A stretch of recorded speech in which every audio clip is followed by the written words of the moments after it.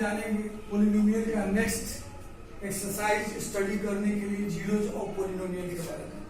Actually zeros of polynomial होता क्या है ये जानना है सबसे पहले। तो किसी भी पोलिनोमियल एक एग्जाम्पल्स लेते हैं, x square plus 7x plus 10। अभी पोलिनोमियल का जीरो जानने के लिए कि इसका पोलिनोमियल का जीरो क्या होगा, तो इसको दो तरीके से समझा जा सकता है। पहला कि जो भी x किसी भी दिए हुए वेरिएबल को इसमें इंक्लूड करने के बाद अगर इसका पूरा वैल्यू जीरो आता है तो वो टर्म्स जो होंगे, वो वैल्यू जो होंगे इस पूरे पोलिनोमियल के लिए जीरोज के नाम से जाने जाएंगे। एक और इसके नाम होते हैं रूट्स भी कहे जाते हैं, कहीं कहीं रूट्स भी कहे जाते हैं। तो जो x का यानी कि इस वेरिएबल्स का जो भी वैल्यू इसको सेटिस्फाइड करके जीरो बनाता है, यानी जीरो के लिए सेटिस्फाइड करता है, तो उसको इस पोलिनोमियल का जीरोज कहते हैं। अब इसका जीरोज फाइंड करना है तो उसका तरीका है कि अगर इसका x का वैल्यू फाइंड करना है जो इसको जीरो करता है, उसके लिए सबसे पहले हम इसको जीरो भी कर सकते हैं, जैसे x square plus 7x plus 10 equal to zero. अब हम जो फैक्टर्स वगैरह जानते हैं जूनियर क्लासेस में हम पढ़े हैं, उस बेसिस पर इसको मिडिल टर्म स्प्लिट बेसिस पे तोड़ सकते हैं। जो मैंने पढ़ा है पहले, मल्टीप्लिकेशन करने पे 10 आना चाहिए, ऐड करने पे 7 आना चाहिए। तो 5 2 जा 10 और 5 2 7, तो 5x प्लस 2x लिख सकते हैं। उस सिचुएशन में x कॉमन करके x प्लस 5 2 कॉमन करेंगे तो x प्लस 5 मेरा मिलेगा बराबर 0। अब उस बेसिस पे मेरा x प्लस 5 और x प्लस 2 दो वैल्यूज मिले। इसको जीरो करने के लिए हमको x प्लस 5 इक्वल टू 0 और x प्लस 2 इक्वल टू 0,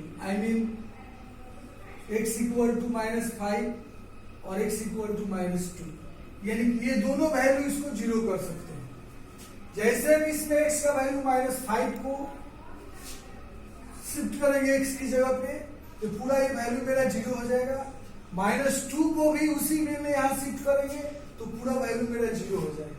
यानी कि इस पोलिनोमियल के लिए -5 और -2 ये दोनों का दोनों वैल्यू जो होंगे इसके जीरोज कहलाएंगे। तो ये तो कंफर्म हो गया कि जीरोज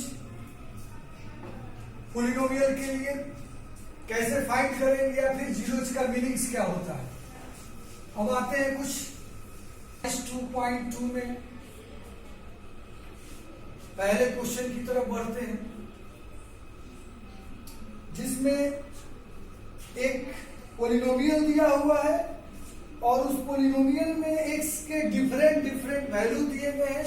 उस वैल्यू बेसिस पे बताना है कि पोलिनोमियल का रिजल्ट क्या आएगा।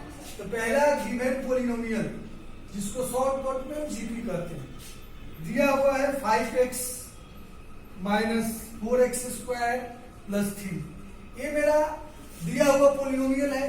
इस पोलिनोमियल को हम क्या करेंगे, px मानेंगे। px equal to 5x minus 4x square plus 3। अब इसमें मेरा डिफरेंट वैल्यू दिए गए हैं, जैसे पहला दिया x इक्वल टू 0, दूसरा x इक्वल टू -1, तीसरा x इक्वल टू 2। अब इनको बारी बारी से इस पोलिनोमियल में शिफ्ट करेंगे और फाइंड करेंगे कि पोलिनोमियल के जो है वैल्यू क्या मिल रहे हैं। तो पहला क्वेश्चन मेरा है x equal to 0, x equal to 0 इसमें शिफ्ट करेंगे यहां पर, तो p0 मेरा होगा। x की जगह पे हमने 0 शिफ्ट किया तो p0 मिला लेफ्ट वाला, और राइट वाला में सेम वे हम x की जगह पे 0 शिफ्ट करेंगे। जहां जहां मुझे x दिखाई दे रहा है वहां पे x का वैल्यू 0 शिफ्ट करेंगे। तो यहां पे x और यहां पे, तो 5 इंटू 0 यानी x की जगह पे, फिर -4 इंटू 0 का स्क्वायर, फिर +3, ये पूरा 0 ये पूरा 0 +3 बराबर 3। उसी प्रकार मेरा -1 और 2 के लिए भी हम वैल्यू फाइंड कर सकते हैं। ये जो आप लोग का वर्क रहेगा घर के लिए। नेक्स्ट क्वेश्चन की तरफ हम चलते हैं। मैं चाह रहा हूं जिसमें हमको फाइंड करना है P0, P1, P2। इसमें 4 डिफरेंट पॉलिनोमियल दिए गए हैं और चारों डिफरेंट पॉलिनोमियल के लिए ये तीनों डिफरेंट वैल्यू फाइंड करना है। तो पहला मेरा क्वेश्चन है Py में y square minus y plus 1 रहा। अब इसमें हम क्या करेंगे, ये इस क्वेश्चन के 3 वैल्यू फाइंड आउट करने हैं। पहला P0 के लिए वर्क करते हैं, यानी कि यहाँ क्वेश्चन में हम देख रहे हैं कि y की जगह पे हमको 0 शिफ्ट करना है। तो y की जगह पे 0 शिफ्ट करने का मतलब कि इस राइट साइड में जो y नजर आ रहा है वहां हमको 0 शिफ्ट करना है। तो 0 स्क्वायर माइनस 0 प्लस 1। अब उस सिचुएशन में ये 0 और ये प्लस 1 का फाइनली रिजल्ट 1 होगा। फिर इसी वे में आगे बढ़ते हैं तो हमको P1 निकालना है। P1 निकालने के लिए हमको जहां y की जगह पे 1 शिफ्ट किया गया लेफ्ट साइड में, उसी तरीके से राइट साइड में भी y की जगह पे 1 शिफ्ट करेंगे। 1 स्क्वायर माइनस 1 प्लस 1, और ये मेरा फाइनल रिजल्ट 1 का स्क्वायर 1 माइनस 1 प्लस 1, और ये मेरा क्या बन जाएगा 1। अब हम आते हैं इसका P2 दूसरा निकालने के लिए। इसमें जहां जहां मेरा y है वहां हम 2 शिफ्ट करेंगे। 2 स्क्वायर माइनस 2 प्लस 1, ये मेरा हो गया 4 माइनस 2 प्लस 1। अभी हो जाएगा मेरा 4 में से माइनस 2 सब्ट्रैक्ट कर दिए, 2 प्लस 1 मिलकर 3 हो गया। ये तीनों का रिजल्ट मेरा ये है। इसी प्रकार से हम 3 क्वेश्चन और है जिसको इसी वे में हम सॉल्व कर सकते हैं। अब चलते हैं हम आगे बढ़ते हैं इसके तीसरे क्वेश्चन में।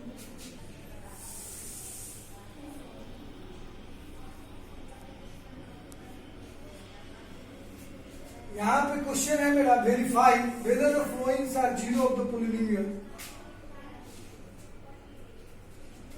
जैसे मेरा पहला क्वेश्चन है px equal to 3x plus 1x equal to minus 1/3। Verify करके बताना है कि इसका 0 है कि नहीं। तो पहले मैं बताया था कि x का वैल्यू या तो इसको 0 के बराबर करके निकाल लिया जाए, अगर ये आ जाता है तो 0 है, या फिर इस वैल्यू को इसमें डाला जाए, अगर ये 0 हो जाता है तो है। तो मेरे पास एक गोल्डन अपॉर्चुनिटी है, x का वैल्यू दिया गया है, उस बेसिस पे हम x का वैल्यू इसमें डायरेक्ट इंक्लूड करेंगे। सो हम निकालेंगे p माइनस 1/3, और जहां जहां इसमें x नजर आ रहा है उसकी जगह पे हम माइनस 1/3 शिफ्ट करेंगे प्लस 1। तो माइनस 1 प्लस 1 यानी कि ये मेरा 0 हो गया। यानी कि 0 आंसर आने का मतलब हुआ कि ये जो है मेरा दिया हुआ x इक्वल टू माइनस 1/3, ये मेरा इसका 0 है। So we can say that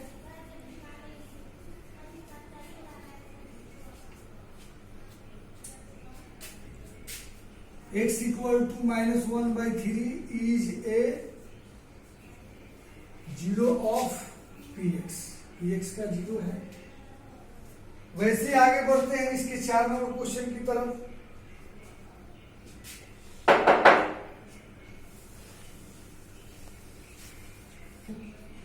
x plus 5 है मेरा। इसमें भी तो आ रहा है कि find the zeros of polynomial, इसका भी 0 निकालना है। सिंपल बात है, किसी भी चीज का 0 निकालना है, इसको 0 के बराबर कर लिया जाए। हियर px इक्वल टू 0 कर लिया, और px का वैल्यू जो मेरा x प्लस 5, इसको 0 के बराबर कर देते हैं, और इससे मेरा x इक्वल टू माइनस 5 आ गया। ये मेरा 0 हो गया। इसी वे में हम जितने भी इसमें दिए हुए पॉलिनोमियल्स सबका 0 निकाल सकते हैं। एक्सरसाइज मेरा कंप्लीट है। आगे बढ़ते हैं रिमाइंडर थ्योरम। अब हम पॉलिनोमियल के आगे का टॉपिक रिमाइंडर थ्योरम को स्टडी करेंगे। सबसे पहले फ्रेंड्स हम जानेंगे इसका डिफिनेशन क्या होता है।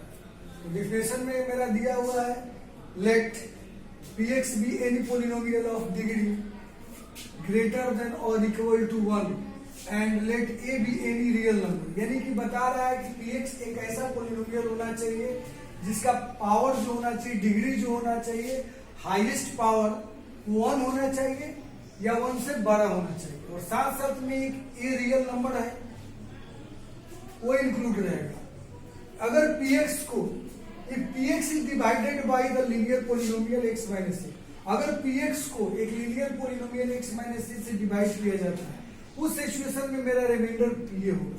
यानी कहने का मेरा मतलब है कि ये जो वैल्यू है उस दिए हुए पोलिनोमियल में अगर हम इंक्लूड कर देंगे तो उसका जो वैल्यू निकलेगा वो मेरा रिमाइंडर के इक्विवेलेंट होगा। ये उम्मीद है कि सभी स्टूडेंट को समझ में आया होगा इसका डिफिनेशन। अब इसके एग्जाम्पल बेसिस पे कुछ समझते हैं।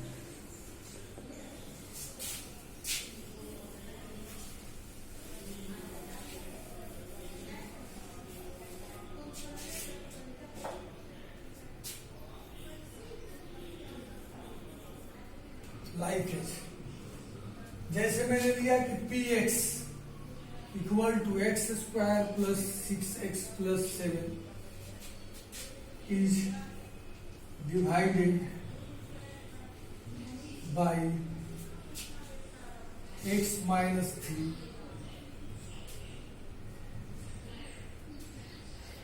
Then find reminder.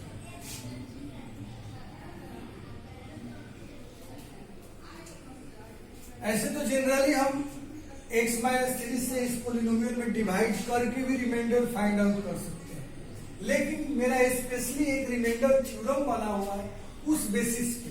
जैसे मेरे कहने का मतलब है कि इसमें x square plus 6x plus 7 में अगर x माइनस 3 से डिवाइड करें तो जो लास्ट में आएगा वो मेरा रिमाइंडर होगा, जैसा सभी जानते हैं। एक ट्राई करके ऐसे देखते हैं, पहले x से डिवाइड मल्टीप्लीकेशन करेंगे एक्स स्क्वायर लाने के लिए, और इसमें माइनस 3x, जैसा कि हम रूल्स जानते हैं इसका 9x प्लस 7, 9 से मल्टीप्लीकेशन करेंगे 9x 27 34। अब हम रिमाइंडर थ्योरम से इस चीज को रिमाइंडर फाइंड करें, यहाँ तो 34 रिमाइंडर आया, और रिमाइंडर थ्योरम जो अभी हमने डिस्कस किया है उस बेसिस पे आते हैं। तो वो क्या कहता था रिमाइंडर थ्योरम कि जिससे भी डिवाइड करेंगे उसमें था x माइनस ए था, यहाँ पे मेरा x माइनस 3 है, इन a की जगह पे 3 है, ये 3 वैल्यू इसमें हमको शिफ्ट करना है। तो कैसे? तो p3 रिमाइंडर के लिए p3 निकालेंगे, यानी जहां जहां x है वहां हम 3 शिफ्ट करेंगे। 3 स्क्वायर 6 इंटू 3 प्लस 7, ये मेरा 9 18 प्लस 6, पूरे ऐड करने के बाद ये भी मेरा रिजल्ट 34 आएगा। ये वो डायरेक्ट प्रोसेस जो पिछले हम लोग क्लासेस में किया है, 8 क्लास तक अभी तक हम लोग इसी प्रोसेस से यहाँ पे रिमाइंडर फाइंड आउट किया है। लेकिन 9th क्लास से मेरा एक नया रिमाइंडर थ्योरम मिला है, उस बेसिस पे रिमाइंडर फाइंड करना बहुत इजी मेरे लिए। सपोज दैट किसी स्टूडेंट को डिवाइड करने नहीं आता है, उसको इस तरह से दिया जाए रिमाइंडर निकालने के लिए तो नहीं निकल पाएगा, लेकिन जिसको डिवाइड भी नहीं आता वो स्टूडेंट इस बेसिस पे रिमाइंडर फाइंड आउट करना है। Okay friend,